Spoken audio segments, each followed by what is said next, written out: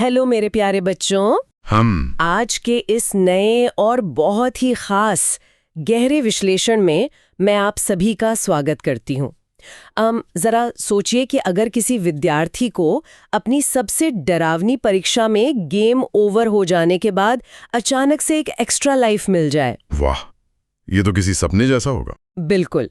और आज हम जिस विषय पर चर्चा करने जा रहे हैं वो कुछ ऐसा ही है। ये भारत की शिक्षा प्रणाली में एक बहुत बड़ा बदलाव है। सही कहा आपने। हमारे पास जो स्रोत सामग्री है वो 17 मार्च 2026 को जारी किए गए सीबीएसई कक्षा 10 की दूसरी बोर्ड परीक्षा के आधिकारिक एलओसी गाइडलाइंस है, मतलब लिस्ट ऑफ कैंडिडेट की पूरी जानकारी।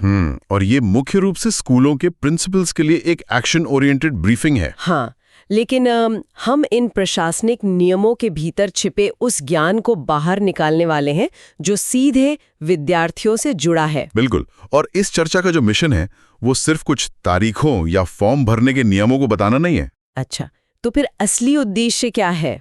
देखिए, ये केवल नियमों का कोई नीरस पुलिंदा नहीं है। अगर हम इसे गहराई से समझें तो ये NEP 2020 यानी नेशनल एजुकेशन पॉलिसी के तहत उठाया गया एक बहुत ही बड़ा कदम है। मतलब तनाव कम करने के लिए? जी हाँ। दशकों से हमारे यहाँ जो एक करो या मरो वाली स्थिति बनी हुई थी ना बोर्ड एग्जाम्स को लेकर, ये पहल उस संस्कृति को तोड़ने का प्रयास है। इसका उद्देश्य विद्यार्थियों को अपनी कमियों को सुधारने का एक बहुत ही स्ट्रक्चर्ड मौका देना है। Okay, let's unpack this. इससे पहले कि हम तारीखों की भूल भुलैया में खो जाएं, ये समझना सबसे ज्यादा जरूरी है कि ये दूसरी बोर्ड परीक्षा आखिर काम कैसे करेगी। ये बहुत जरूरी है। तो यहाँ स्लाइड में एक विजुअल है।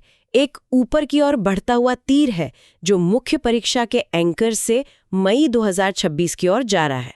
हाँ, वो तीर सुधार की दिशा दिखा रहा है। इसे देखकर मुझे वही वीडियो गेम वाली एनालॉजी याद आती है। जैसे किसी मुश्किल लेवल में आउट होने के बाद रीस्पॉन होने का विकल्प मिलता है। ये बिल्कुल वैसा ही है। बिल्कुल सटीक एनालॉजी है ये। तो नियमों के अनुसार विद्यार्थी 5 में से अधिकतम 3 मुख्य विषयों को इस दूसरे मौके के लिए चुन सकते हैं। सब्जेक्ट सिलेक्टिव विजुअल में भी यही बताया गया है। लेकिन सिर्फ 3 विषय ही क्यों? ये एक बहुत ही विचारणीय बिंदु है। देखिए, ये कोई पेनल्टी एग्जाम नहीं है, मतलब ये सजा नहीं है। सही बात है। ये पूरी तरह से स्वैच्छिक या वॉलंटरी है। अगर कोई विद्यार्थी सभी विषयों की परीक्षा दोबारा देता है तो वो फिर से उसी भारी मानसिक दबाव से गुजरेगा। ओहो, मतलब दबाव कम करने के लिए ही ये सीमा तय की गई है। बिल्कुल। अधिकतम 3 विषयों का विकल्प देने से वे अपना पूरा फोकस सिर्फ उन विषयों पर लगा सकते हैं जिनमें सच में सुधार की जरूरत है। और सबसे बड़ी बात, हाँ बताइए, सिलेबस बिल्कुल वही रहेगा जो साल की पहली परीक्षा में था। कोई नई पढ़ाई नहीं करनी पड़ेगी। वाह, ये सुनकर तो यकीनन बहुत से विद्यार्थियों को बड़ी राहत मिलेगी, है ना? हाँ। तो जब ये मौका इतना शानदार है तो इसे लागू करने की प्रक्रिया क्या है? यहीं पर एलओसी डेटा की भूमिका सबसे अहम हो जाती है।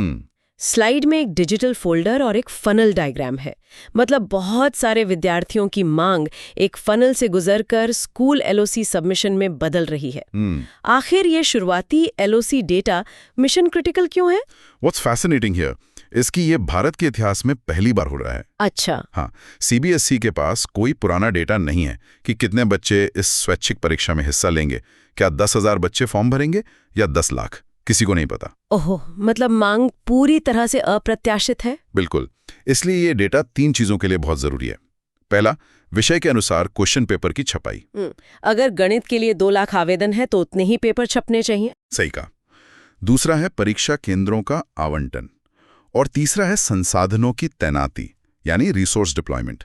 इतने बड़े देश में बिना सटीक आंकड़ों के ये पूरी व्यवस्था चरमरा सकती है। बाप रे, पर्दे के पीछे का ये व्यवस्थापन वाकई हैरान करने वाला है। इसी लॉजिस्टिक चुनौती को पार करने के लिए शायद सीबीएसई ने एक बहुत ही सख्त 3 फेज ब्लूप्रिंट बनाया है। जी हाँ, बिल्कुल।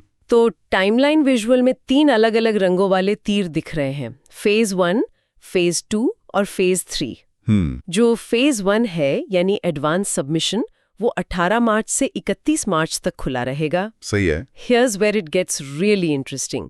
अगर मुझे अपना मेन रिजल्ट ही नहीं पता तो मैं फेज 1 में अप्लाई ही क्यों करूंगी? ये एक बहुत ही स्वाभाविक सवाल है। असल में ये फेज 1 उन विद्यार्थियों के लिए डिजाइन किया गया है जो परीक्षा हॉल से निकलते ही 100% पक्के तौर पर जानते हैं कि उनका पेपर खराब गया है। ओह, मतलब जिन्हें रिजल्ट का इंतजार ही नहीं करना। बिल्कुल, वे बिना समय बर्बाद किए अपनी पढ़ाई शुरू कर सकते हैं। और मजेदार बात यह है कि फेज 1 में फीस तुरंत नहीं देनी होती। अच्छा, तो फीस कब देनी होती है? फीस विंडो मेन रिजल्ट आने के ठीक अगले दिन खुलेगी, और वो भी सिर्फ 5 दिनों के लिए। स्मार्ट, मतलब बोर्ड को अपना कच्चा डेटा मिल गया और विद्यार्थियों पर आर्थिक दबाव भी नहीं पड़ा। सही पकड़ा आपने। इसके बाद आता है फेज 2, यानी पोस्ट रिजल्ट रेगुलर विंडो। ये उन विद्यार्थियों के लिए है जो रिजल्ट देखकर फैसला लेंगे। तो इसके लिए में 5 दिन ही मिलेंगे। हाँ, और इसमें एक स्पेशल केस अलर्ट भी है। वो क्या? मध्य पूर्व यानी मिडल ईस्ट के जो विद्यार्थी हैं, जिनकी मुख्य परीक्षाएं किन्हीं कारणों से रद्द हो गई थी, वे सिर्फ इसी फेज 2 में LOC जमा करेंगे। उनके लिए ये पहली परीक्षा ही होगी। अच्छा, उनके लिए ये इम्प्रूवमेंट नहीं बल्कि मेन एग्जाम है। बिल्कुल। और अब आता है फेज 3, यानी फाइनल विंडो। ये बहुत ही सख्त है। ऐसा क्यों? ये विंडो रिजल्ट आने के 7वें दिन से सिर्फ 2 दिनों के लिए खुलेगी, और इसमें नॉर्मल फीस के साथ 2000 रुपए प्रति छात्र लेट फीस लगेगी।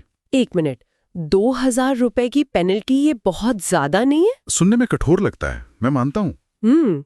एक तरफ हम तनाव कम कर रहे हैं और दूसरी तरफ इतनी भारी लेट फीस। देखिए, ये पैसे कमाने के लिए नहीं है, बल्कि एक डिटरेंट की तरह है। अच्छा, अगर आखिरी समय तक बच्चे फॉर्म भरते रहेंगे तो रातों रात परीक्षा केंद्र और प्रश्न पत्र तैयार करना संभव हो जाएगा। हाँ, ये बात तो है। अनुशासन बनाए रखना भी जरूरी है। जी, ये उसी अनुशासन के लिए है। तो अब एलिजिबिलिटी की बात करते हैं। विजुअल में सही और गलत के निशान वाले बॉक्स बने हैं कि कौन बैठ सकता है और कौन नहीं। इसे समझना बहुत जरूरी है। जो बच्चे पास हो चुके हैं वो इम्प्रूवमेंट के लिए बैठ सकते हैं, और जिनकी कंपार्टमेंट आई है वे भी योग्य हैं। बस उनके लिए स्कूलों को नया LOC भरना होगा। बिल्कुल सही। लेकिन वो विद्यार्थी योग्य क्यों नहीं है जो पहली परीक्षा में बैठे ही नहीं थे? इसके पीछे का क्यों समझना बहुत जरूरी है। जो विद्यार्थी पूरी तरह अनुपस्थित थे या 3 से ज्यादा विषयों में एब्सेंट थे, उन्हें अलाउ नहीं किया गया है, क्योंकि ये एक सुधार परीक्षा है। राइट, मतलब ये पहली परीक्षा से बचने का शॉर्टकट नहीं है। एकदम सही। बच्चों को पहले मुख्य परीक्षा के अनुभव से गुजरना ही होगा। अगर इसे शॉर्टकट बना दिया गया तो लोग पहली परीक्षा को गंभीरता से लेंगे ही नहीं। समझ गए। और हाँ, इसमें बिल्कुल नए नाम भी नहीं जोड़े जा सकते। अच्छा, और क्या पहले एग्जाम के डेटा में कोई करेक्शन हो सकता है? बिल्कुल नहीं। जो नाम जन्मतिथि पहले रिकॉर्ड में थी वही यहाँ भी मान्य होगी। कोई बदलाव अलाउड नहीं है। ये तो बहुत तार्किक है। तो चलिए अब इसके प्रशासनिक नियम और फीस की बात करते हैं। डिजिटल पेमेंट वाली स्लाइड में साफ लिखा है कि क्रेडिट, डेबिट या UPI ही चलेगा। हाँ, नकद या ड्राफ्ट पूरी तरह अमान्य है। और फीस का ढांचा देखें तो भारत में 320 रुपए प्रति विषय, नेपाल में 1100 रुपए और अन्य देशों में 2200 रुपए तय किए गए हैं।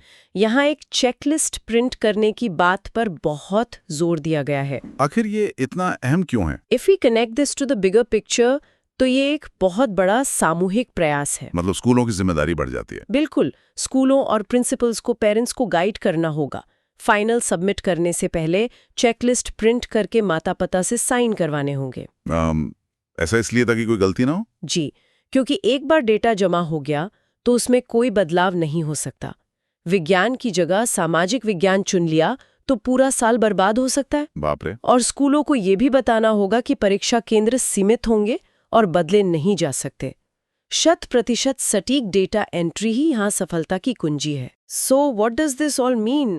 अगर हम इस पूरे गहरे विश्लेषण को समेटें तो मई 2026 में शिक्षा के क्षेत्र में एक शानदार बदलाव आने वाला है। बिल्कुल। ये विद्यार्थियों के लिए एक बहुत बढ़िया सेफ्टी नेट है, लेकिन इसके लिए स्कूलों और छात्रों को टाइमलाइन का सख्ती से पालन करना ही होगा। एकदम सही कहा आपने। और इस चर्चा को समाप्त करने से पहले मैं एक बहुत ही गहरे विचार के साथ बच्चों को छोड़ना चाहूंगा। हाँ बिल्कुल, बताइए। जरा सोचिए, जब 10वीं कक्षा के बच्चों को पहले दिन से ही पता होगा कि मई में उनके पास एक सेफ्टी नेट मौजूद है, तो क्या इससे पहली बोर्ड परीक्षा के दौरान उनकी साइकोलॉजी पूरी तरह बदल नहीं जाएगी? वाह, ये तो मैंने सोचा ही नहीं था। जो एक खौफ होता था कि फेल हुए तो सब खत्म, वो अब नहीं रहेगा। क्या ये आज़ादी उन्हें बिना किसी तनाव के पहली ही परीक्षा में अपना सर्वश्रेष्ठ प्रदर्शन करने में मदद करेगी? सच में ये तो सोचने पर मजबूर कर देने वाला सवाल है।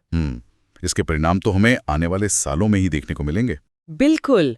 और शायद सच्ची शिक्षा का उद्देश्य यही है, मानसिकता को आज़ाद करना। तो सीखने के इस अद्भुत प्रक्रिया का हिस्सा बनने के लिए हमारे सभी सुनने वालों और विद्यार्थियों का बहुत बहुत धन्यवाद। धन्यवाद। उम्मीद है ये विश्लेषण आपके लिए मददगार साबित हुआ होगा। अगले दिलचस्प और गहरे विश्लेषण तक के लिए अपना ख्याल रखें और सीखते रहें। अलविदा।